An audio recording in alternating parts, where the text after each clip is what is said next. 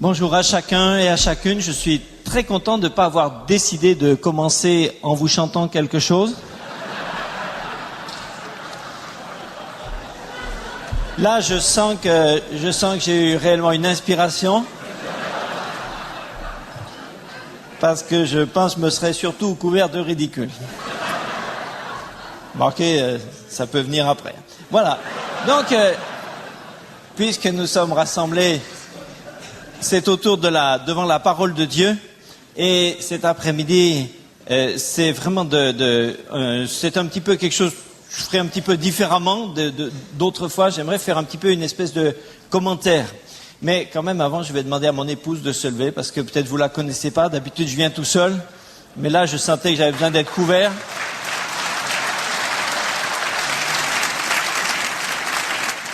Merci. Voilà, en général, en France, on dit de nos épouses que c'est notre moitié. Les Anglais disent notre meilleure moitié. C'est plus joli encore. Et c'est vrai que c'est bien cette fois qu'on ait pu venir ensemble. Alors bon, je ne sais pas si c'est la peine que je dise quelque chose encore sur moi. Jacques a déjà dit un tas de trucs qui ne sont pas tous justes. Donc, voilà. Alors, cet après-midi, j'avais envie de démarrer un petit peu par comment je pourrais dire, j'aurais voulu vous proposer de faire un hit parade, hein, le hit des grands hommes de la Bible, hein, des personnages bibliques. Hein. Si on devait faire une espèce de classement de popularité des hommes bibliques, des personnages bibliques, qui est-ce qui sortirait du chapeau en premier? Alors bon, pour quelques-uns, je pense que ils ont Élie, d'autres ce serait Samuel, d'autres peut-être, je sais pas, Moïse ou peut-être Mathusalem pour quelques-uns, ou il y en a qui plus rarement qui penseraient à Méphibosheth. Bon, mais je pense que un de ceux qui sortirait certainement le plus souvent, je pense, ce serait David. Hein. Et ça serait intéressant aussi déjà de savoir pourquoi les uns et les autres, hein, on aurait voté pour tel ou tel. Et c'est vrai que David, c'est quand même déjà de toute façon dans la Bible un des personnages qui est le plus connu, sur lequel on a le plus d'informations, tout un tas d'épisodes sur David. Alors, il y a des épisodes qui sont extraordinaires, je sais pas moi, David et Goliath, par exemple, ça c'est un truc qu'on aime, hein, c'est très gaulois, le petit qui pourfend le grand, bon. Et puis, vous avez aussi d'autres épisodes qui sont tout à fait sinistres, hein. Bon, c'est David et Uri, David et Bathsheba.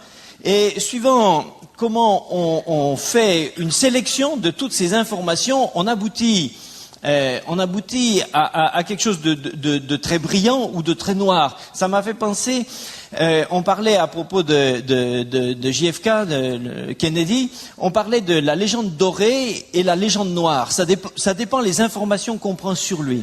Et on pourrait aussi faire, à propos de David, un petit peu une espèce de légende dorée ou une légende noire. Ça dépend comment on veut voir. Et ce qui m'intéresse, en ce moment, je suis un peu dans un travail sur ça.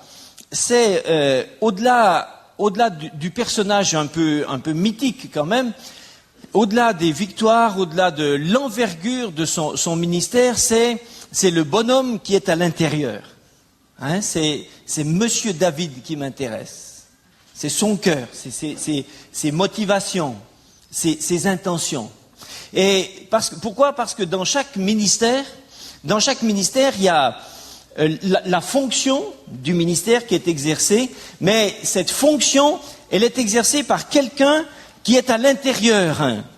La fonction, c'est ce que fait la personne, mais ce qui est à l'intérieur, quelquefois, est beaucoup moins connu, et quelquefois, ça peut nous tromper. On peut avoir une approche qui est trompée par l'apparence du ministère.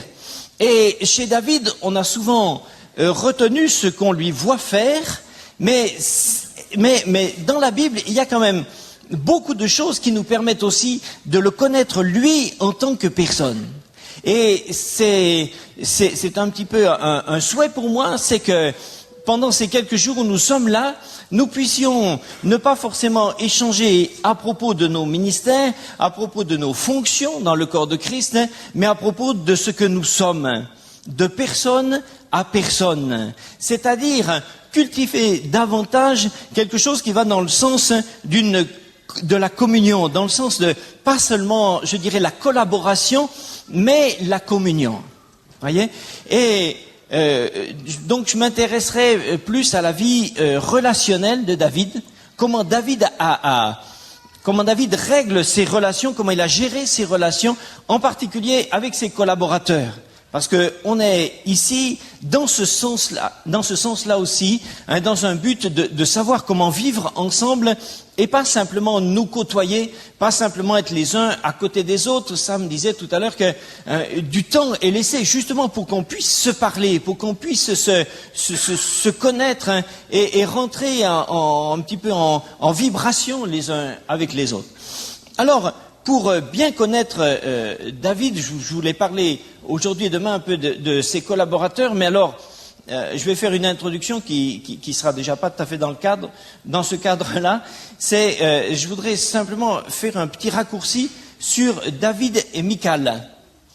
Michal, c'est la première épouse que David a eue. Vous savez que tout de suite après avoir vaincu Goliath, David a été introduit au palais et puis le roi Saül avait promis de donner sa fille à celui qui vaincrait Goliath, etc. Donc Saül a failli donner sa fille aînée, hein, à David, c'était Mérab, et David était bien d'accord pour la prendre. Puis finalement, Saül lui a fait un sale coup, il l'a attribué à quelqu'un d'autre. Bon, mais quelque temps plus tard, David, la deuxième fille de Saül, Michal, est tombée amoureuse de David. Et c'est comme ça qu'on connaît Michal, on ne sait pas grand-chose de cette Michal, sauf que un épisode qui nous est bien connu, je pense que vous vous rappelez de ça, vous savez, c'est quand bien des années plus tard, David a fait rentrer l'arche. Vous vous rappelez de cette histoire, hein? David a fait rentrer l'arche à Jérusalem, avant il n'y était pas, et donc il était content, il sautait, il dansait, tout ça, et Michal, depuis la fenêtre, elle l'a regardé faire, et ça l'a beaucoup énervé. Elle a dit voilà, tu le vois lui là? Regarde dans quel état il se met là, à montrer ses gambettes à tout le monde là, comme ça. Alors, quand il est arrivé, elle lui a fait une scène, elle lui a dit oh, tu t'es cru malin comme ça, hein? Sauter comme ça, gambader, tu es le roi quand même, t'es pas... Et ils ont eu une dispute, tiens je vous la lis. 2 Samuel 6, moi je l'ai sous la main, hein, mais je lirai couramment, hein, vous inquiétez pas. Comme l'arche, c'est au verset 16, hein, puis après on sautera les versets 20 à 23. Comme l'arche de l'Éternel entrait dans la cité de David, Michal, fille de Saül, regardait par la fenêtre, et voyant le roi David sauter, danser devant l'Éternel, elle le méprisa dans son cœur. Au verset 20, David s'en retourna pour bénir sa maison, et Michal, fille de Saül, sortit à sa rencontre. Elle dit, quel honneur pour aujourd'hui, pour le roi d'Israël, de s'être découvert aux yeux des servantes de ses serviteurs, comme se découvrirait un homme de rien du tout.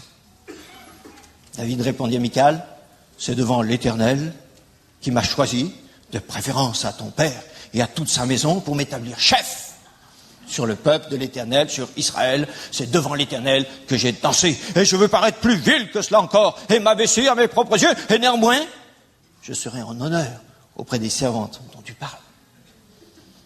Or, Michal, la fille de Saül, n'eut point d'enfant jusqu'au jour de sa mort. Et quelle est notre réaction devant ce texte? Ah, on se dit, cette Michal, ça devait quand même être quelqu'un de vraiment pas bien spirituel quand même. Ne pas reconnaître la portée prophétique d'un tel acte, l'arche qui rentre à Jérusalem, ne pas pouvoir comprendre ce sursaut d'enthousiasme que son mari avait, être aussi bassement, etc. Et puis de toute façon, on se dit de toute manière, hein, si on lit le texte un peu vite, on dit de toute façon, Dieu lui-même, hein, l'a réprouvé et l'a condamné, puisque à cause de ça, il l'a rendu stérile. Alors, attendez, une seconde. Attendez, une minute. Un truc. C'est qu'elle n'est pas devenue stérile à partir de ce moment-là. Si elle n'a jamais eu d'enfant de toute sa vie, c'est qu'elle n'en a jamais eu avant ça non plus, hein? Ok? Or, à cette époque-là, là où se passe cet épisode-là, Michal, elle avait à peu près entre 45 et 50 ans. Donc c'est plutôt à l'âge où en général, les femmes ne désirent plus tellement en avoir. Ok? Donc le problème, c'est pas que Dieu l'a jugée à propos du fait qu'elle se soit pas réjouie.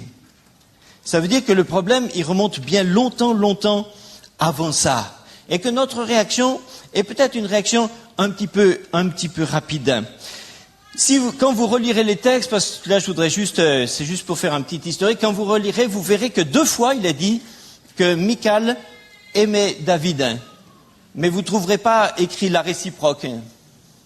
C'est Michal qui aimait David, un point. Ce que David voulait, lui, c'était devenir gendre du roi. Parce que ça, c'est écrit au moins une dizaine de fois dans ce passage-là. Et David n'a jamais négocié pour devenir le mari de Michal. Il a négocié pour devenir le gendre du roi. C'est une nuance, hein? C'est une nuance. La preuve que ce qui l'intéressait, c'était d'être gendre du roi, c'est que 6 mois auparavant, ça lui aurait rien fait du tout d'épouser sa sœur. Bon, il n'a pas eu, il a eu l'autre. Il est devenu gendre du roi quand même, voyez? Et ça veut dire que pour lui, Michal était surtout, avant tout, une promotion sociale. C'est un petit jeune homme qui sort d'une famille de rien du tout, et en rien de temps, il a franchi des étapes, mais à une vitesse fulgurante. Il était déjà sur le dessus du panier, et tout d'un coup, il avait maintenant aussi l'opportunité de devenir le gendre du roi. Il entrait, tac, dans la famille princière. Et Michal, forcément, même si peut-être au départ, ça lui a peut-être pas semblé aussi évident, mais avec le temps, elle s'est rendue compte de ça quand même. Elle s'est aussi rendue compte que son père n'avait accepté qu'elle devienne le mari de David qu'à cause d'un odieux chantage. Saül s'est dit, au lieu de demander une dot à David, je vais essayer de le pousser dans un combat contre les Philistins pour qu'il y meure. Et il a réclamé à David 100 prépuces de Philistins. Bon, on peut pas discuter sur ça, quoi. Bon. Alors, il les a eus. Le texte ne dit pas ce qu'il en a fait. Il les a eus. Alors, mais ce qui est certain, c'est que Michal s'est forcément aperçu que, en réalité, ce qu'elle était pour son père, c'était un appât, un gibier pour faire mourir son propre fiancé. C'est difficile d'espérer concevoir une machination aussi, plus perfide, plus odieuse, plus lamentable que ça. Et elle a été aussi manipulée par son mari pour devenir simplement un moyen de promotion. Après ça, David a été obligé de s'enfuir parce que Saül voulait le tuer, et Michal a pris des risques pour lui. Vous vous rappelez de cette scène? Elle a mis un truc dans le lit pour faire croire qu'il était là pendant qu'il s'enfuyait par la fenêtre. Et Michal a pris des risques parce qu'elle connaissait le caractère caractériel de son père qui aurait pu vraiment même se mettre en colère contre elle. Elle a pris des risques pour lui. Et puis David est parti. Et quand il était en exil, alors elle a entendu dire, parce que les bruits revenaient quand même de toute façon, elle a appris quand même qu'il s'était quand même un petit peu consolé rapidement, quoi, hein, parce que rapidement il avait 2 femmes après, pendant qu'il était en exil. Et même une fois, il a fait un coup de force extraordinaire parce que des pillards étaient venus prendre toute leur ville, leurs femmes, leurs enfants, là où était David en exil, à Tsiklag, et David a fait un coup de force extraordinaire pour récupérer leurs femmes, leurs enfants, etc. Il a fait un coup de force terrible. Et tout le monde disait, vous savez, David, on disait en douce, hein, parce qu'il fallait pas que Saül l'entende. Mais Michal, elle savait aussi. Elle se dit, c'est drôle, pour moi, il n'a pas fait un coup de force, quoi. Hein? Il peut rentrer dans le camp de Saül de nuit, tout seul, pour aller lui piquer sa cruche et sa lance. Mais pour moi, il n'est pas venu avec un commando pour me récupérer, quoi. Et les choses ont continué. Après, finalement, David, à un moment, a commencé, il est devenu roi. Hein? Il est devenu roi, mais d'abord sur une seule tribu, la tribu de Juda. Et là, quand son royaume a commencé à devenir militairement assez fort, alors il a imposé, parce que Michal faisait partie du royaume en conflit, du royaume adverse, elle était reléguée là-bas, et David a exigé qu'on la lui rende. Et le texte, c'est très joli aussi. Il dit à Ish-Boshet, donne-moi ma femme Michal que j'ai acquise pour 100 prépuces de Philistins.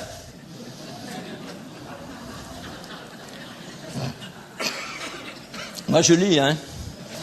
Ish-Boshet la fit prendre chez son mari Paltiel et son mari l'a suivi en pleurant jusqu'à Bakurim. Vous voyez que David a écrit, il a pu écrire au roi du pays adverse, il lui a écrit. Mais est-ce qu'il a envoyé un petit mot doux à Michal? On n'en sait rien. En tout cas, ce qu'il réclame ici, c'est son butin de guerre. Hein. C'est son butin. Il dit ça, je l'ai acquis par les armes. Ça m'appartient. Alors, vous voulez faire des négociations, pas de problème, on négocie. D'abord, je récupère mon bien. C'est romantique, hein? C'est joli, ça. Alors, et pourquoi est-ce que Michal était chez ce gars-là? C'est que quand David est parti en exil, son père, de force, l'a divorcé de David, et il a remarié à quelqu'un d'autre. On lui a pas demandé son avis, hein? Et voilà que maintenant, politique aidant, on la redivorce une deuxième fois pour la remarier une deuxième fois à son premier mari d'avant. On lui demande toujours rien, hein. Et son mari, le deuxième, je veux dire, Paltiel, eh bien lui, il devait l'aimer, parce qu'un homme qui pleurait publiquement à cette époque, tout le long du chemin, c'est que vraiment il y tenait. Moi, ça m'étonnerait que, si lui tenait tellement à elle, ça m'étonnerait qu'elle se soit pas aussi un peu attachée à lui quand même, hein. Alors, vous voyez, cette femme, elle va de manipulation en manipulation. Elle n'en sort pas. C'est sa vie. Quand elle est revenue, et le texte c'est un peu triste, hein, mais le texte dit, son mari l'a suivi en pleurant jusqu'à Bakurim. C'est la frontière. Point, c'est fini, après on parle d'autre chose. Rien ne nous dit comment elle a rencontré David. Comment ils se sont retrouvés? Qu'est-ce qu'ils se sont dit? Il se jeta alors dans ses bras, tandis que derrière elle, le soleil, le vent faisait miroiter ses cheveux dorés. Non. Non. Elle est arrivée à Bakurim, c'est la frontière, point, c'est tout ce qui nous intéresse. Le reste, on parle d'autre chose. Vous voyez? Ça, c'est Michal. Alors, elle est rentrée à la maison, et elle, qui l'avait épousée par amour, parce que c'était l'objet de son cœur. À ce moment-là, elle était sa seule femme. Maintenant, elle rentre à la maison. Elle est le numéro 7. Hein? Parce que pendant ce temps, il en a pris 4 autres à Hébron. Donc maintenant, quand elle revient à la maison, son petit jeune homme, il a 37 ans, 6 femmes, plus elle, quoi, bon, derrière, et une flopée de gamins, tout un historique qu'elle ne connaît pas. Avant, il était officier, maintenant, il est chef d'État. Vous voyez, j'essaye simplement de nous aider à rentrer dans la peau du personnage. Cette fameuse Michal qui était si peu spirituelle qu'elle se réjouissait pas, vous voyez, devant l'arche. Hein. C'est juste pour qu'on essaye de la comprendre un petit peu plus. Et puis, comme si tout ça ne suffisait pas, eh bien, quand elle est arrivée à Jérusalem et qu'elle a retrouvé son mari, d'ailleurs on parle plus d'elle, eh bien, le texte nous dit que à Jérusalem, bien que David l'ait récupéré, il continuait de prendre d'autres femmes et d'autres concubines, etc., jusqu'à ce qu'à la fin, il y en avait quand même un certain nombre, ou un nombre certain. Alors, c'est sur ça qu'on arrive à la dispute. Et c'est cette femme qui voit son mari sauter, danser devant l'arche, et elle a vu autour de lui, elle a vu tout un groupe des servantes. Vous voyez, notez bien, tout à l'heure on a dit, elle ne s'est pas fâchée à cause des serviteurs qui regardaient David danser, mais à cause des servantes des serviteurs. Il y avait encore tout un tas de dames qui étaient là, qui devaient être autour de David, qui s'extasiaient, il est magnifique, il est tellement beau. Et vous voyez, là, elle a craqué, quoi. Là, elle a craqué. Son chéri, qu'elle avait d'abord dû perdre, après qu'elle a su être partagée en 3, et puis qu'après elle a su être partagée en 7, puis après qu'elle a su être partagée en 12, avec pas grand-chose qui lui restait, il lui restait 2-3 miettes, il fallait encore les partager, elle a dit non. Elle a dit non. Mais, je dirais, vous voyez, comprenez-moi bien, je ne veux pas dire qu'elle a eu raison de le mépriser, elle a eu tort. Et c'est clair que sa réaction prouve certainement que sa vie spirituelle était certainement pas bien forte, pas bien haute. Ça, c'est vrai aussi. Mais, est-ce que notre jugement sur Michal et pas un jugement un peu rapide? Est-ce que c'est pas un peu sévère? Est-ce qu'on n'a pas eu vite fait de considérer que... Oh, merci, une source d'eau. Est-ce qu'on n'a pas eu vite fait de considérer et de classer cette femme? Voyez? Et son attitude est mauvaise, etc. Mais c'est là que je voudrais vous amener, c'est à comprendre la réponse que David lui a faite. Quand elle a dit, oui, tu t'es déshonoré, rappelez-vous, David répondit à Michal, c'est devant l'Éternel qui m'a choisi de préférence à ton père et à toute sa maison pour m'établir chef que j'ai dansé. Mais est-ce qu'on parle, mais entre nous, est-ce que vraiment on parlait de ça? Mais qu'est-ce que ça vient faire là, ça? Mais qu'est-ce que la mémoire de Saül vient faire dans cette histoire? Eh bien, ça nous montre que David n'était pas guéri. Ça nous montre que David, un homme selon le cœur de Dieu, tout en étant un homme selon le cœur de Dieu, eh bien, David avait besoin de guérison intérieure. Cette histoire-là, ça fait 15 ans, au moins. Au bas mot, ça fait, oui, plus de 15-20 ans qu'elle s'est passée. Et dès que dans une dispute avec Michal, ça l'a gratté à l'endroit sensible, eh bien David, instantanément, a ressorti, il a recraché toute sa blessure. Ouais, Saül, etc. En gros, si je transpose un petit peu en français, ça veut dire t'es bien la fille de ton père. Voyez? Non, mais c'est ça. C'est devant l'Éternel qui m'a choisi à ton père. Mais est-ce que Michal lui parlait de son père? Est-ce qu'on parlait de Saül? Qu'est-ce que ça a à voir avec ça? Ça veut simplement dire qu'il est blessé et qu'il a jamais digéré tout ça. Faut dire que Saül lui en a fait voir, Une douzaine d'années passées en exil comme ça, à dormir sur des cailloux, à manger des cacahuètes, et puis à pleurer pour sauver sa vie tous les jours. Vous avez qu'à lire quelques-uns des psaumes écrits pendant cette époque-là. David, il y a des moments, il était au fond du trou, puis on comprend bien. Mais il en a tellement bavé que pour lui, maintenant, Michal, c'est la fille de Saül. C'est la fille de Saül. Et dès qu'elle le chauffe un peu, il dit, ouais, ton père et tout, votre maison, etc. En tout cas, Dieu m'a donné raison contre vous. Mais elle lui dit, mais je te parlais de ça? Je te parlais pas de ça. Et voyez, je crois que si David, ce jour-là, au lieu de réagir avec son impulsion, s'il avait dit à Michal, mais ma chérie, mais est-ce que je te parle pas de ça? Viens voir, viens là, écoute, tu es toujours ma femme, c'est toi que j'ai épousé en premier. S'il lui avait su lui parler à son cœur, mais ça lui est même pas, et franchement, je crois que ça lui est même pas venu à l'esprit. Lui, il l'a classée, elle est pas spirituelle, c'est tout. C'est-à-dire qu'il a fait comme nous en lisant le texte, quoi.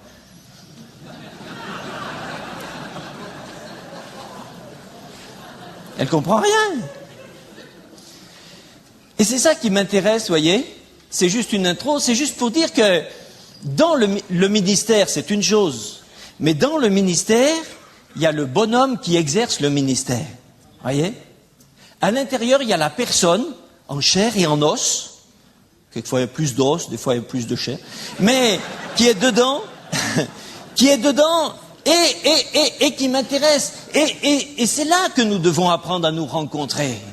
Parce que le ministère en lui-même ne prouve et n'atteste rien par rapport à ce que nous sommes et par rapport à notre fonction. C'est Dieu qui décide de faire selon sa souveraineté, de faire à l'un, à l'autre, etc. C'est lui qui décide et ça prouve rien. C'est pas parce que David est l'homme selon le cœur de Dieu qu'il n'a pas encore des choses à régler, qu'il n'a pas encore des choses à apprendre. Et si nous nous considérons simplement les uns les autres comme des ministères, on n'avancera pas. On restera les uns à côté des autres. Un point, c'est tout. Il faut arrêter avec ces révérences, ces machins, ces trucs, ces titres. Il faut rentrer dans une détermination à nous rencontrer, à nous connaître. Faire tomber les masques, faire tomber quelquefois ce culte de l'image que nous avons tous dans notre chair. Vous savez, perdre le sens de l'image de soi, c'est intéressant. Je vous raconte un petit truc. Bon, je sais pas, ouais, c'est enregistré. Bon, ça fait. Alors, il y a quelque temps, j'étais en vacances avec toute ma famille. Un soir, on a décidé de faire, je sais pas si vous connaissez ça, une soirée moche. Non? Alors, une soirée moche, ça consiste à être dans un endroit où il y a bien du monde. Et là, on était sur la côte, donc on est allé à Cavalère, dans une station de voilier d'été, et on s'est tous habillés, toute notre famille, s'est tous habillés le plus moche possible. Oui. Mais attention, pas débraillé, pas sale, pas pauvre. Moche. Hein? Moche. Si j'avais, c'est maintenant que j'y pense. Si je vous avais amené des photos, vous comprendriez tout de suite. Donc on était tous très moches, et alors on est allé comme ça, on est allé là où on a été manger des glaces, on a été boire un coup. Les gens nous regardaient comme ça. Ils étaient atterrés. Une commerçante a poussé je l'ai entendu, hein, elle a poussé sa copine du coude, elle a dit, non mais là il va falloir appeler les pompiers. Ouais, c'est pour dire, ils s'en sont aperçus, quoi. Alors, mais après j'y réfléchis, je me suis dit, je pense que quelquefois dans certaines pastorales régionales, on devrait faire des soirées moches. Non, comme une thérapie. C'est une thérapie pour aider les pasteurs à sortir du culte de l'image. Bon, vous le faites si vous voulez, hein. Nous, on l'a fait entre nous, donc maintenant, j'attends des propositions. Alors, si David, voyez, si David a été aussi blessant avec Michal, c'est surtout parce que lui, il était aussi blessé. Chaque fois que quelqu'un est blessé, alors si c'est pas réglé, il devient blessant. Et là où ça me fait aller un petit peu plus loin, c'est que je me dis que si David était capable, avec son épouse, d'avoir une répartie aussi, finalement, entre nous, comme ça, aussi méchante, alors forcément, il va avoir aussi des problèmes similaires avec ses collaborateurs. C'est pas possible qu'un tel problème dans son cœur ne se limite qu'à une partie cadrée de sa vie. C'est dans son cœur, donc c'est dans son cœur pour toute sa vie. Ça veut dire qu'il va avoir des problèmes relationnels avec ses collaborateurs. C'est obligé. Bon, je vous explique ça, c'est pour que vous compreniez que c'est arrivé à certains. Hein? Je sais bien que, bon, nous, ça ne nous concerne pas. Mais c'est pour comprendre bien les textes. La stérilité de Michal, comprenons bien que Michal n'est pas devenue stérile à ce moment-là, elle a toujours été stérile. Elle aurait pu avoir des enfants avec David avant qu'il parte en exil. Elle aurait pu en avoir avec le deuxième mari qu'on lui avait collé, Palti, elle n'en a pas eu. Elle aurait pu en avoir de nouveau avec David depuis que David l'a récupéré. Elle n'en a jamais eu. Vous savez, la stérilité, c'est pas toujours des causes organiques, c'est pas toujours des causes physiques. Il y a des fois, avant on pouvait pas, mais aujourd'hui, on peut faire des examens médicaux et on découvre fréquemment des jeunes femmes chez qui tous les petits quoi, tout marche bien et qui n'ont pas d'enfants. Quand on fait les examens, tout marche, mais ça marche pas. J'ai connu quelqu'un dans ma parenté qui s'est marié un peu tard, elle voulait rapidement avoir des enfants, impossible d'avoir des enfants, et elle était dans ce cas-là. Les examens, tout était positif, ça marchait, tout marchait, mais ils n'avaient pas. Finalement, ils se sont décidés à adopter un enfant, et les formalités, ça a pris plusieurs années. Bon, quand ils ont eu l'enfant à la maison, dès qu'ils ont eu l'enfant à la maison, elle est devenue enceinte. C'est classique. Pourquoi? Parce que elle a été, à ce moment-là, moi j'explique ça comme ça, hein, elle a été à ce moment-là confortée dans son rôle de mère, dans sa capacité de maternité, et tous les mécanismes se sont débloqués. La stérilité de Michal, moi je me dis, quelque part, une femme comme ça, manipulée d'une façon aussi odieuse, de tous bords, depuis son père jusqu'à son mari, en passant tout le temps, je dis une femme comme ça, quelque part, elle est vraiment candidate pour la stérilité, c'est clair. C'est clair. L'apôtre Pierre a dit, j'aime bien ce verset, il dit, faites tous vos efforts pour joindre à votre foi la vertu, à la vertu la connaissance, la maîtrise de soi, la patience, la piété, l'amitié fraternelle, l'amour, car si ces choses sont en vous et ils sont avec abondance, elles ne vous laisseront pas oisifs ni stériles. Si ces choses ne sont pas en nous, nous pouvons être stériles. C'est pas organique. On peut être stérile à cause de l'amertume. C'est vrai dans le ministère. C'est vrai dans le ministère, c'est vrai dans les fonctions de Dieu. On peut être stérile à cause de l'angoisse, on peut être stérile à cause des blessures, on peut être stérile parce qu'on n'a pas digéré, on peut être stérile parce qu'il y a tout un historique qui n'a jamais été réglé. Et frères et sœurs, nous sommes confrontés constamment par notre fonction même à une quantité de relations qui est très forte. La fonction même de pasteur, disons d'homme de Dieu en général, c'est quelque chose qui, avant toute autre chose, est éminemment relationnel. Donc si nous n'avons pas réglé notre passé, si nous ne sommes pas au clair avec tous nos antécédents, forcément nous continuons de retrouver fréquemment, constamment, les dividendes de nos anciens problèmes. D'où, je crois, qu'il faut que nous demandions à Dieu qu'il nous donne une grande lucidité, pas tellement une grande lucidité sur les autres, mais surtout une grande lucidité pour nous-mêmes, afin que Dieu nous aide. Il ne s'agit pas de faire de l'introspection, il ne s'agit pas de se regarder le nombril, il s'agit de laisser Dieu nous parler. David, je crois que, vous voyez, moi je pense que Dieu a permis cette scène, cette dispute entre David et Michal, parce que Dieu permettait à David de se retrouver au clair, tout à coup, confronté avec un problème qui était au fond de lui.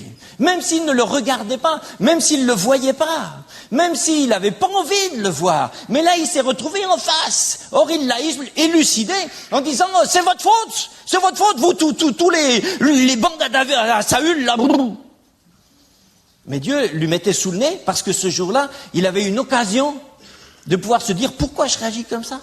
C'est intéressant de savoir pourquoi on réagit comme ça. Un jour avec Brigitte, on a rigolé parce que, je vais vous révéler un petit truc qui est entre nous, hein. Tu écoutes pas, Brigitte, hein. Alors quand ma femme, on est, je sais pas, à la maison, on est au resto ou quoi, elle aime bien venir piquer un petit peu ce qu'il y a dans mon assiette ou dans mon verre. Et moi, ça m'agace. Alors je lui dis, mais écoute, mais si tu en veux, si tu veux un verre, au lieu de boire dans le mien, je t'en sers un. Et qu'est-ce que tu veux boire? Non, je veux juste une goutte. Alors, et puis ça se répète comme ça. Et un jour, parce qu'il y a des fois des éclairs comme ça, un jour je me suis dit, mais pourquoi est-ce que ça m'agace? Voilà, c'est des questions comme ça qu'il faut se poser. Alors quand un jour je me suis dit, mais pourquoi est-ce que ça m'agace tellement? Tout d'un coup je me suis rappelé que c'est ce que faisait ma maman. Ma mère, elle faisait toujours comme ça. Elle buvait jamais. Si je me servais, oh, je t'en prends une goutte. Mais sers-toi, il y en a plein là. Vous voyez? Alors, et j'ai compris, et j'ai toujours ma maman, et je l'aime beaucoup, et on a une relation très très très claire, on n'a aucun problème. Mais ma maman, c'est ma maman. Et j'ai pas envie que mon épouse rentre dans le rôle de ma maman. Vous voyez? Alors, des choses. Bon, ça c'est juste, tu vois, c'est une petite image comme ça. Mais mes frères, nous avons besoin d'être réalistes. Le ministère, l'onction, c'est ce que Dieu nous donne. Mais nous sommes devant aussi un défi, devant une responsabilité de continuer de traiter et de travailler le bonhomme qui est à l'intérieur. Ok? Et ça se fera pas à grands coups d'imposition des mains. Ça se fait pas. Ouais, non, pas du pied. Mais ça se fait à partir du moment où on accepte de devenir lucide pour que Dieu nous transforme. Le but de Dieu, c'est pas que nous soyons stériles. Le but de Dieu, c'est que nous portions du fruit. David, si j'arrive à ses collaborateurs, une chose qui m'a vraiment frappé, c'est que David, quand on est face à David, dans la Bible, c'est pas simplement David, mais c'est la génération de David. Hein, je ne sais pas si vous avez remarqué ça. Je me dis, il y avait à ce moment-là une quantité de héros au mètre carré, c'est étonnant, quoi. C'est pas seulement David. Parce que des gars qui ont fait ce que David a fait, par exemple David et Goliath, vous en avez ils en ont dénombré 37 là, les vaillants hommes. C'était tous des gars qui étaient capables d'en faire autant. D'ailleurs, vous en avez un comme Benaja. Vous vous rappelez de Benaja? Un jour, il est descendu dans une citerne où un lion avait dû tomber, je sais pas, peut-être le verglas, je sais pas. Donc, il est descendu. Si, non, c'est pas une rigolade, c'était l'hiver, c'est écrit. Donc, le lion est tombé. Mais non, mais, eh ouais. Après, vous allez m'embrouiller après. Alors, Donc, Benaja est descendu dans la citerne, et Benaja, tout seul, il y est descendu comme ça, tout seul pour affronter un lion. Bon, en général, un lion qui tombe dans une citerne, il a de mauvais poils, hein. Mais des gars comme Benaja, il y en avait 36 autres, hein. Et je me dis, comment ça se fait qu'on les trouve tous dans la même génération? C'est comme le côté prophétique de David. David le prophète. Mais si vous regardez bien, dans sa génération, c'est une génération prophétique. C'est pas simplement Nathan, c'est pas simplement Gad, mais il y avait aussi Asaph, Éman, Jéduthun, hein, celui qui... Et puis, il y avait tous leurs fils. Ils étaient des centaines. Et c'était tous des gens qui étaient capables de prophétiser dans une seule génération. Vous avez, alors on dira aussi David, c'est la louange, l'adoration. Mais dans sa génération, c'est une génération de louange, une génération d'adoration. Quand vous voyez comme la place qui était faite à la louange dans cette époque-là, à la louange, à l'adoration dans le temple, tous ces héros de l'adoration qu'il y avait à ce moment-là, c'est extraordinaire. Et ça, c'est une marque fondamentale du ministère. Le ministère se duplique. Le ministère se duplique. C'est pas forcément que David s'est dit, il faut que je le fasse, il faut que j'en produise d'autres. Mais parce qu'il était ce ministère, alors il a produit, parce qu'il était un héros, il a produit des héros. Parce qu'il était un prophète, il a produit des gens inspirés. Parce qu'il était un adorateur, il a produit une génération qui adorait. Un des sceaux du ministère, c'est de produire des ministères. Pas forcément identiques, hein. C'est pas le problème. Mais c'est de produire des ministères. On est allé au cinéma avec Brigitte, il y a un mois ou deux, pour la deuxième fois en 10 ans, vous voyez. Non, parce qu'on veut être dans le coup. Alors, on est allé au cinéma, et je vous dirai pas le titre, je veux pas faire de la pub, donc je vous dis pas le titre du film. C'est un truc avec un surveillant général qui dirige des choristes. Mais je vous dis pas le titre. Donc là, on a vu le film. Et il y a un truc spirituellement qui m'a très intéressé. C'est qu'à un moment, ce surveillant général, il fait passer à tous ses élèves un petit papier. Il leur demande quel serait le métier pour leur avenir dont ils rêveraient le plus. Alors pêle-mêle, il a eu, je sais pas, un président de la République, 3-4 officiers de police, je sais plus, un aviateur, enfin, je sais pas, vous voyez les trucs habituels. Et à la fin, il dit avec mélancolie, en tout cas, il n'y en a pas un qui m'a dit qu'il souhaitait devenir un jour surveillant général, quoi. Il s'est rendu compte qu'il n'avait pas dupliqué, quoi. Hein. C'est triste pour un pasteur de se dire, hein, j'ai exercé longtemps et j'ai donné à personne, en tout cas, l'envie de devenir pasteur. J'ai été longtemps dans le ministère. En tout cas, mon enthousiasme n'a pas provoqué un raz-de-marée. C'est vrai, hein? Non, mais vous rigolez, mais c'est pas marrant, hein? Une des preuves essentielles, un des gages du ministère, c'est la duplication. Si le ministère ne duplique pas, j'allais dire, c'est qu'il n'est pas un ministère. Comprenez-moi bien. Je ne dis pas que c'est une mauvaise personne. Je ne dis pas que c'est pas un bon chrétien. Je ne dis pas que c'est pas un disciple merveilleux. Je dis simplement que nous dupliquons ce que nous sommes. Et nous ne pouvons pas dupliquer ce que nous ne sommes pas. Une photocopieuse ne peut pas faire autre chose que la reproduction de l'original qu'on lui a donné. Elle n'invente pas. Vous voyez, alors... alors après c'est bizarre parce que vous allez dire que je vais me contredire, mais il y a ces 37 vaillants hommes qui étaient là, mais alors après le haut du panier avec David, alors après c'est beaucoup de problèmes, beaucoup de problèmes. Ceux qui ont travaillé avec lui directement, hein, j'aimerais parler un petit peu au risque d'avoir l'air de faire des grands mots, mais un petit peu de David en tant que manager. Et à ce niveau-là, j'aime mieux vous le dire tout de suite, comme ça je vous prends pas par surprise, mais au niveau manager, à mon avis, David était pas bon. Hein. Je vais vous montrer, pas vraiment bon. Hein. Son principal collaborateur, je veux pas dire, hein, on peut pas aller plus loin que collaborateur parce qu'ils n'ont jamais eu de communion. Son vrai collaborateur, c'est Joab. Vous connaissez Joab, qui est devenu en quelque sorte son chef d'état-major pendant les 40 ans où David a été roi. Joab a été son chef d'état-major et il était déjà de toute façon avec David, déjà quand ils étaient dans la bande à David, quand ils étaient en exil, puisqu'ils étaient un petit peu apparentés. Donc Joab a dû fuir la colère de Saül, comme toute la famille de David, hein, pour sauver sa vie. David, comme Saül était à moitié fêlé, donc il a été obligé de s'enfuir aussi. Et ils ont travaillé ensemble pendant, en tout cas, 40 ans, c'est sûr, mais certainement plus près de 50 ans. Et vous savez, vous rappelez comment Joab a fini? Tout à la fin de sa vie, David, avant de mourir, a dit à son fils Salomon, il a dit, en tout cas, il y a un truc qu'il faut que tu règles, que j'ai pas réglé de mon vivant, mais je compte sur toi pour le faire. Il faut exécuter Joab.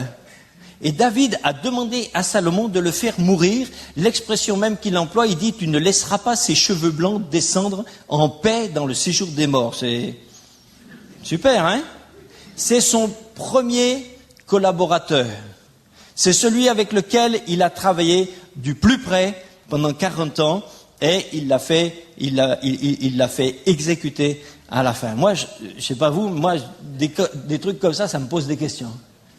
Je me dis, si on réfléchit seulement sous l'angle de Joab, moi, je me dis, est-ce qu'on peut servir Dieu toute sa vie, efficacement, parce que Joab était efficace, hein, un type très efficace. Est-ce qu'on peut servir Dieu toute sa vie, efficacement, et finir par un échec? Ça vaut quand même le coup de se poser la question. Parce que Joab nous la pose.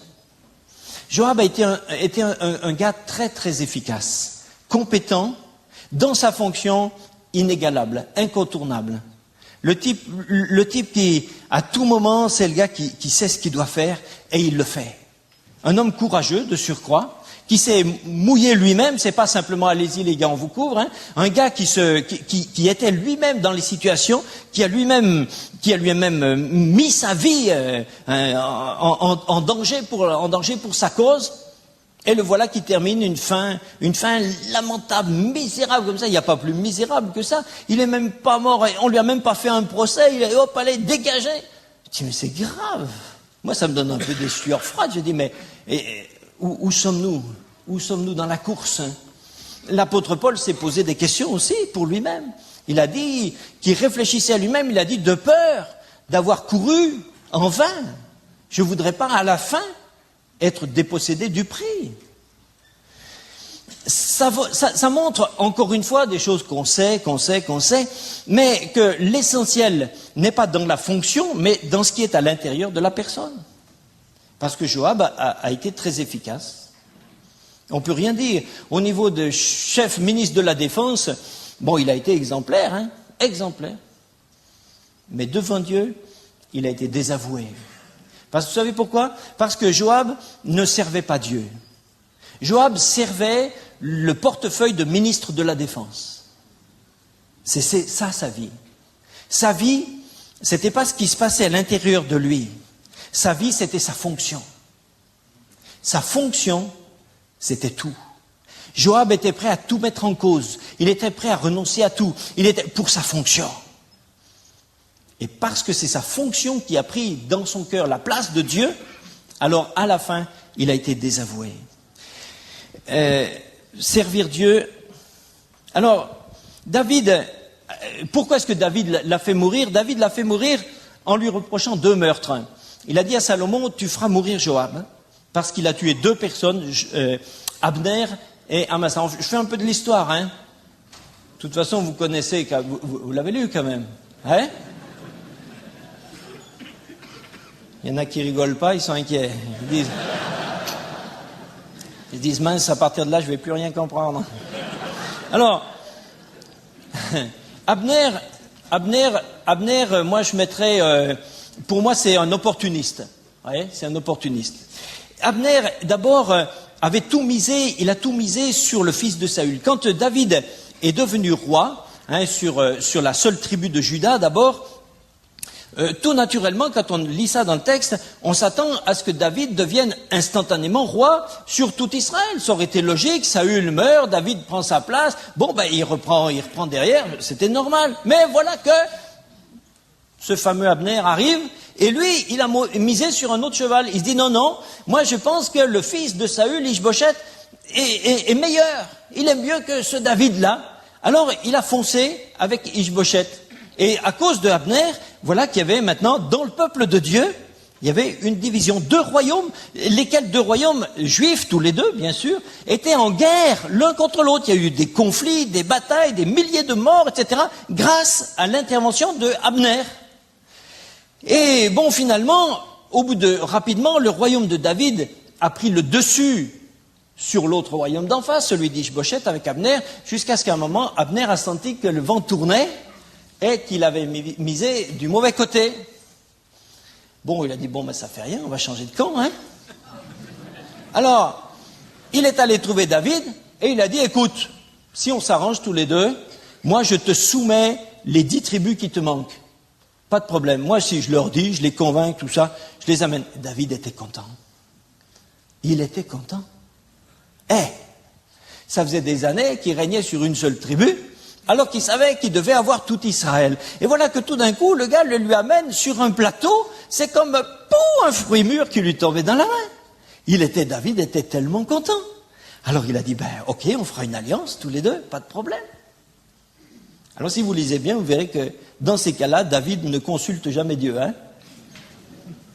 Là, il ne consulte pas, là. Là, il fonce, ça lui plaît. Et nous, on fait des bêtises comme ça aussi.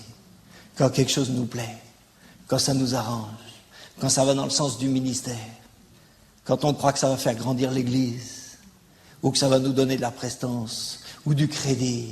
Quand quelqu'un arrive, il achète son rachat en amenant une dot de ses capacités, de ses talents, de ses connaissances, de son carnet d'adresses, de son fichier, de son savoir-faire. Ses entrées à tel truc, mais bien sûr, mais mon frère, nous nous aimons. Mais on ne consulte pas Dieu. Et en faisant ça, si David avait fait attention, il aurait pris garde à une chose qui n'est pas un détail, c'est qu'Abner était un traître. Parce qu'en faisant ça, Abner n'a même pas consulté son propre roi, Ish-Bosheth. Il lui a même pas demandé. Ce qui fait qu'il était traître à son propre roi. Et deuxième chose très grave de la part d'Abner, c'est qu'Abner a expliqué, pour convaincre les autres de se rallier finalement maintenant à David, il leur a expliqué, il leur a dit, écoutez, David, c'est lui, loin de l'Éternel. Je vous lis ce verset. Abner dit aux anciens, il leur dit, l'Éternel a juré à David en disant qu'il ferait passer la royauté de la maison de Saül dans la sienne et qu'il établirait le trône de David sur tout Israël. Abner est en train de dire, je sais depuis longtemps que, aux yeux de Dieu, loin de l'Éternel, c'est David. Il le sait, mais ça fait 7 ans qu'il lutte contre. Voilà. Il le sait, mais il lutte contre Dieu. Et c'est un gars comme ça avec qui David est en train de vouloir faire une alliance. Un gars qui est un traître et qui avoue publiquement, sans vergogne, qu'il est un rebelle à l'Éternel depuis toutes ces années, qu'il a fait une guerre contre Dieu. Et David lui dit, mais viens voir, bien sûr, on va faire une alliance. Super le management là, hein. C'est bon, hein. Oui, mais ça l'arrangeait. Alors ce qui a compliqué un peu plus les choses, c'est que ce Abner, il arrivait aussi avec un passé. Et dans son passé, il avait aussi un jour tué le frère de Joab dans une bataille. Alors Joab, il lui avait gardé une dent. Et quand Joab est revenu et qu'il a vu qu'on était en train d'accepter Abner pour faire une alliance, il a dit, quoi, le type qui a tué mon frère? Alors il rentre à la maison comme ça, tac, on l'accepte, ça se va bien, ouais. Et David, voyez, c'est pour ça que je dis que David, quelquefois, au niveau direction, David est très faible. Très très faible. David n'en a même pas parlé à Joab. Joab, c'est le numéro 2 du royaume au niveau politique. Ça veut dire que c'est son collaborateur prioritaire. David ne lui en a même pas dit un mot. Joab l'apprend comme ça, par derrière, par la bande. Alors bien sûr, quand on se comporte comme ça avec ses collaborateurs, on leur propose un modèle qu'ils vont imiter. Ça, c'est obligé. Et la façon dont David se comporte avec ses collaborateurs, eh ben Joab, il va faire pareil. Il dit, ah, d'accord, c'est comme ça, pas de problème. Il sort, il appelle Abner, il fait semblant de lui parler dans un coin, tout, et lui, hein. Voilà, il dit comme ça, la question est réglée. Non, je vous ai dit que c'était quelqu'un d'efficace, hein. Ça, efficace. Très efficace. Alors David, ouais, c'est pour ça qu'il faut des fois lire les textes autrement qu'en les spiritualisant. David, là, sur ce coup-là, David était vachement embêté. Parce qu'il s'est dit, maintenant, ceux d'en face vont croire que c'est moi qui ai monté le coup. Alors, ça va mettre du frein dans nos affaires. Alors, il a été obligé de désavouer Joab. Il a pleuré, s'est lamenté, il a conduit le cercueil, etc. Je vais vous dire ce que je pense. Je suis pas sûr que David pleurait tellement sur Abner. Je pense qu'il pleurait surtout sur les affaires de son pays qui prenaient un mauvais coup dans cette histoire. Vous voyez, je vais vous dire, franchement, hein, je suis franc avec vous. Hein. Bon, ça, vous n'êtes pas obligé, vous faites comme vous voulez, vous ne croyez pas. Mais David, vous voyez, pour aller au bout de sa démarche et pour se disculper de toute suspicion, de complicité, alors David a été carrément a été amené à prononcer sur Joab une malédiction. Vous saviez que David était capable de prononcer des malédictions, je vous la lis. Il a dit que ce sang retombe sur Joab et sur toute la maison de son père. Qu'il y ait toujours quelqu'un dans la maison de Joab qui soit atteint d'un flux, de la lèpre, qui s'appuie sur un bâton, ou qui tombe par l'épée, ou qui manque de pain. C'est-à-dire qu'il a prononcé sur lui, et pas seulement sur lui, mais sur toute sa descendance, une quadruple malédiction. Une malédiction de maladie incurable, d'infirmité, de mort violente et de pauvreté. Et après ça, il va continuer de collaborer avec lui. Non, vous y croyez, vous ? Vous croyez qu'on peut, comme ça, se maudire et puis continuer après de travailler ensemble? Eh, ça va? Ça tient pas. Mais c'est quand même ce qu'il essaye de faire. C'est pour ça que je dis qu'au point de vue direction, vous voyez, David, c'est pas le top. Moi, je pense que, à mon avis, chez les leaders, je dirais qu'il y a deux types essentiels de leaders. Vous avez le leader, après je m'expliquerai sur les mots, ne sursautez pas. Il y a le leader charismatique, et puis il y a le leader manager.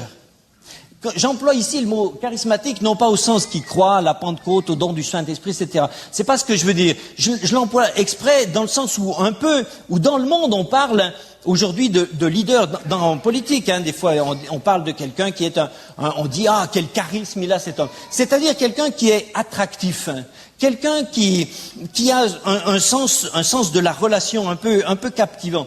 David, c'est quelqu'un qui dirigeait par impulsion, je dirais, c'est quelqu'un qui dirigeait par révélation. Et quand quelqu'un dirige par révélation, c'est formidable, tant qu'il est branché.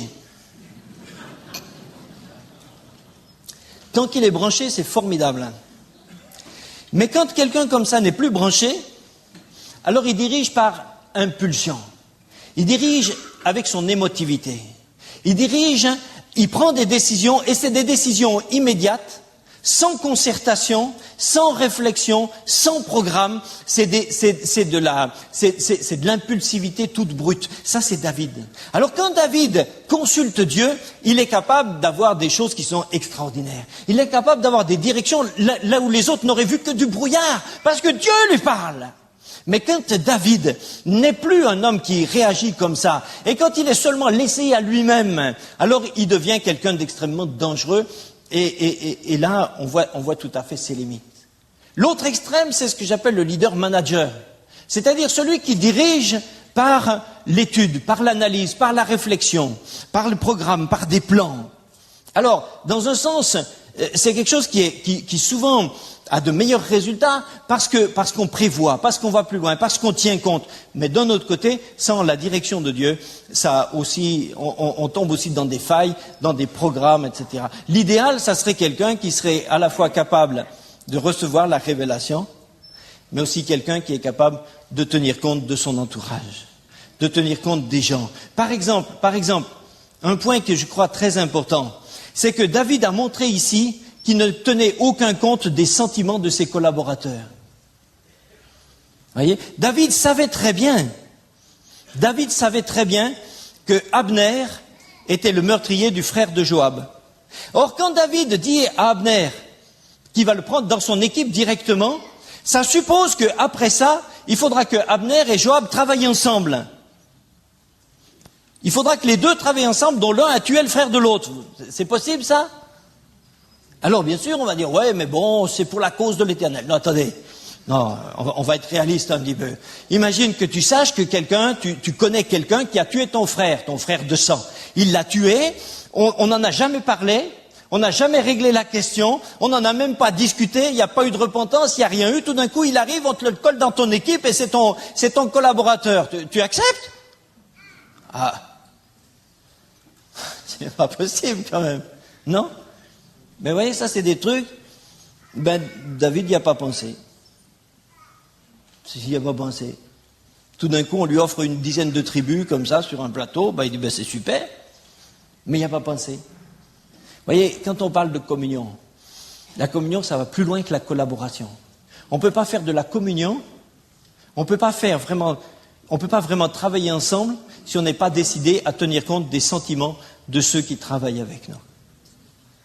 Il ne faut pas spiritualiser comme ça dans la stratosphère, comme ça. Nous existons tous avec des sentiments, avec des passions, avec des regrets. Si nous ne sommes pas capables de comprendre que celui avec qui on travaille a des souffrances, a des besoins, a des peurs, a des faiblesses, a des blessures, a des soucis, alors on ne pourra pas travailler ensemble. En tout cas, on ne pourra pas le diriger. Et c'est là que David, à mon sens, montre beaucoup de limites. Vous voyez, un gars dans la Bible qui me semble avoir été quelqu'un de très bien, vous voyez, entre ces deux extrêmes, le tout charismatique au sens où je l'employais tout à l'heure, et le tout manager, c'est quelqu'un comme Néhémie. Néhémie, c'est quelqu'un qui était à la fois quelqu'un de spirituel, quelqu'un qui reçoit des indications de Dieu, quelqu'un qui est vraiment, quelqu'un qui est capable de recevoir la révélation, mais c'est aussi quelqu'un qui prévoit. C'est quelqu'un qui projette, c'est quelqu'un qui fait des plans, c'est quelqu'un qui tient compte, c'est quelqu'un qui collabore, c'est quelqu'un qui regarde ce qui se passe autour de lui. Voilà, ça, je trouve, à ce niveau-là, c'est un bon exemple. Je dis pas qu'il faut on fait pas des classements, c'est pas ce que je veux dire. Mais, en tout cas, il y a chez David des choses qui sont pas claires. Mais dans le passé vous voyez, il y a surtout beaucoup de non-dits, beaucoup d'ambiguïté. David, c'est quelqu'un qui était très bon en relationnel avec Dieu. C'est la relation que David avait avec Dieu, dans laquelle il était bon. Mais dans les autres relations, il n'est pas très bon. Il n'est pas très bon. Avec ses femmes, il n'était pas très bon. Avec ses enfants, il n'était pas très bon. Avec ses collaborateurs, il n'était pas très bon. Là où David était bon, c'est avec Dieu. C'est un homme selon le cœur de Dieu. Alors quand on dit que c'est un homme selon le cœur de Dieu, facilement, quelquefois, on croit que ça veut dire que ça cautionne tout ce qu'il est, tous les à côté, tout ce qui se passe à l'intérieur. Et non, mais non. Il y a beaucoup de domaines dans lesquels il avait beaucoup de choses à changer. Il faut qu'on en soit conscient pour nous-mêmes. Il faut qu'on en soit conscient pour ceux qui nous entourent, pour qu'on puisse rentrer dans des relations qui soient des relations profondes. Des relations de communion. Pas des relations désincarnées. Pas des relations seulement fonctionnelles. Pas des relations seulement où on fait fonctionner une machine. Mais des relations dans lesquelles des hommes se trouvent cœur à cœur ensemble. Et ça, à ce moment-là, nous allons changer quelque chose. À ce moment-là, notre ministère va aussi donner envie à ceux qui nous entourent. Je me souviens qu'il y a une trentaine d'années, quand on est arrivé au Seigneur, une des conceptions qu'il y avait du ministère à ce moment-là, c'était, quelquefois j'ai entendu ça, c'était le ministère, c'était un petit peu comme une fonction qui vous mettait à part, à l'écart, loin, au-dessus. Un petit peu l'aigle là, tout en haut, qui vole et qui regarde de loin, comme ça, j'allais dire intouchable, loin de tous. Et en quelque sorte, ça voulait dire que c'était quelqu'un qui serait toujours seul et qui n'aurait pas de relation, d'amitié, parce que sa fonction le mettait. Et je ne souscris pas à cette vision. C'est faux et ce n'est pas biblique. Le ministère ne nous déshumanise pas. Nous continuons d'être des gens avec un cœur, avec des sentiments, avec des besoins émotionnels. Et nous avons besoin de nous rencontrer sur ces terrains-là. Et ne pas tenir compte des sentiments de ceux qui nous entourent, c'est s'interdire l'unité. On fera peut-être de la collaboration, on fera peut-être fonctionner des machins, mais on ne sera pas dans une véritable communion. Frères et sœurs, nous avons besoin que Dieu nous aide à ça. Quelquefois, c'est parce qu'on a peur de se découvrir, mais il nous faut aller plus loin. Vous voyez, David n'a pas réglé avec Joab tous les trucs difficiles, tous les dossiers difficiles, ils les ont jamais réglés tous. C'était tout, ils avaient tout un tas de pétards comme ça, à retardement sous leur chaise, qui n'attendaient qu'à péter à n'importe quel moment. Même l'histoire d'Uri, ça n'a jamais été réglé. Bien sûr, quand on parle d'Uri, on dit Uri, bon, mais c'est David, mais c'est pas seulement David. David, c'est celui qui a donné l'ordre, mais celui qui l'a fait mourir, c'est pas David, c'est Joab. Joab l'a fait mourir, c'est Joab qui a dit, bon, mettez Uri à tel endroit là pour qu'il meure, etc. C'est lui qui l'a fait mourir. C'est pas seulement David, Joab est directement responsable. Alors on va dire, oui, mais il avait reçu un ordre, mais non. Un homme courageux, quand il reçoit un ordre inique, il dit, c'est un ordre inique auquel je ne peux pas obéir. Frères et sœurs, je vais vous dire souvent ce qui arrive. C'est que même entre nous, des fois, il y a des réunions. Pendant la réunion, personne ne dit rien. Quand on arrive dans la cour, sur le parking, oh, moi, j'étais pas d'accord. Ben, pourquoi tu l'as pas dit? Mais alors? Moi, ça m'est arrivé une fois ou deux. Le Seigneur m'a repris. Et c'est pour ça que j'ai décidé qu'avec sa grâce, que je le ferai plus. Mais je me souviens d'une fois ou deux dans des circonstances. Et, où je sais que j'aurais dû dire, je suis pas d'accord, c'est pas biblique. C'est pas juste, c'est pas vrai, c'est pas bon. Et puis voilà, des tas de choses. Et après que ça m'est revenu, et j'étais chez moi, et j'avais honte devant Dieu. J'ai dit, j'avais honte, j'ai dit j'aurais dû ouvrir ma bouche, mais j'ai dit, mais Seigneur, j'en ai marre, après je vais toujours l'ouvrir. Eh ben oui, le Seigneur dit, je te donne une bouche, eh ben utilise. Frère, Paul dit, soyez des hommes. Ça veut dire d'être courageux. Ça veut dire de s'exprimer quand quelquefois ça nous plaît pas, quand c'est difficile. Mais pas dans un sens agressif. Bien sûr, il faut apprendre à mettre les formes. Bien sûr, il faut le faire en ayant expurgé les mauvaises motivations. Bien sûr, il faut le faire avec charité. Bien sûr, il faut savoir quand le dire, comment, où, à qui. Quelquefois, peut-être à quelqu'un tout seul. Ok, d'accord, il y a tout ça, ça s'étudie. Mais au moins, il faut l'avoir dit. Si Joab avait dit, mais qu'est-ce que c'est que cette histoire de faire mourir Uri, un de nos meilleurs officiers, tout d'un coup, ça sort d'où, ça? S'il avait renvoyé à David un mot, lui disant, mais qu'est-ce que c'est que cette histoire? Si Uri a fait quelque chose qui va pas bien, alors qu'on lui fasse un procès, qu'on nous dise. Mais moi, je veux pas perdre mes meilleurs officiers comme ça, sans même savoir seulement pourquoi. Il ne serait pas lui-même devenu, dans cette circonstance, un assassin. Il aurait aidé David à ne pas le devenir lui-même. Ah, bien sûr, ça aurait pas arrangé David pour, l'autre histoire.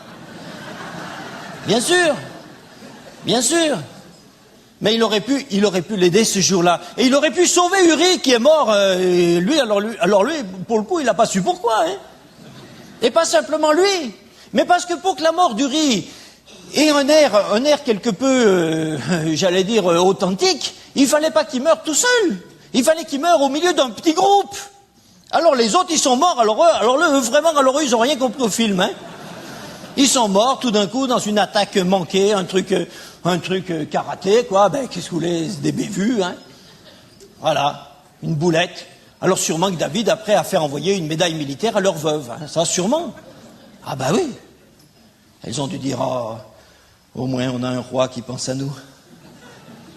Ouais. Qui pense à nous. Un homme courageux sait résister à un ordre inique. Un homme courageux, il sait ouvrir sa bouche quand il doit le faire. Dieu éprouve quelquefois la soumission que nous lui rendons à lui en la mettant en concurrence avec la soumission que nous rendons à des hommes. Et Dieu veut savoir comment nous allons décider. Les apôtres ont dit devant le Sanhédrin, jugez vous-même. Est-ce qu'il nous faut obéir à Dieu ou aux hommes? Ce qui est difficile, c'est d'accepter de se poser des questions semblables sans perdre sans perdre notre sentiment de soumission, sans perdre notre état d'esprit de déférence, de respect et de soumission à ceux à qui nous en devons. Mais vous voyez, c'est quand même triste. Hein, David, on dit toujours David, le berger d'Israël. Dans l'histoire d'Uri, pas tellement berger quand même. Hein, ça fait triste de voir des leaders qui sont dépourvus de toute affection envers ceux qu'ils dirigent. Alors un gars comme Joab, lui, ça lui a pas fait de problème. Hein. Bah, qu'est-ce que vous voulez, c'est la vie, c'est le métier, on fait pas d'omelette sans casser des œufs. Hein. Il a dit, j'ai droit à 4% en temps de paix, donc... Lui, c'était pas un problème. C'était pas un problème. Mais que dirait-on d'un berger qui accepterait facilement des pertes dans son troupeau? Et un pasteur. Frères et sœurs, quels sont nos sentiments? On fait fonctionner ou on vit avec des gens? Si Dieu n'a plus reproché cette histoire à David après, c'est parce que David s'est repenti. Mais Joab ne s'est jamais repenti. Ni de ça, ni de rien, ni de quoi que ce soit. Il ne s'est jamais repenti. Et c'est pour ça qu'il a fini misérablement. La repentance que nous prêchons à nos ouailles, il nous faut nous l'appliquer à nous-mêmes. Il nous faut nous l'appliquer à nous-mêmes. Imaginez maintenant, je termine par ça, 2 minutes. Je ne regarde pas Samuel. Sans ça, il va me faire signe que... Mais une chose, une question que je me pose, c'est comment maintenant David et Joab, après l'histoire d'Uri, comment David et Joab pouvaient continuer de collaborer ensemble, sachant le crime qu'ils avaient commis ensemble. Hein, ils sont complices d'un crime sans en avoir jamais réellement parlé l'un et l'autre.